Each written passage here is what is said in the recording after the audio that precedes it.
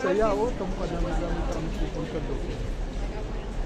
O yan o, kamo, taas ng building o ano. Kanalan dito, kita sa tabi. Mag-good ka na, mag-good ka.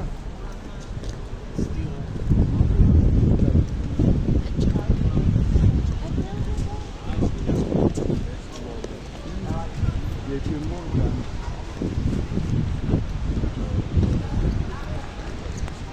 Yan na rin ang underground eh. Ayun, doon na tayo. Ayan. Ayan, wala pa rin Canary Wharf. Ayan ako sa Philippines.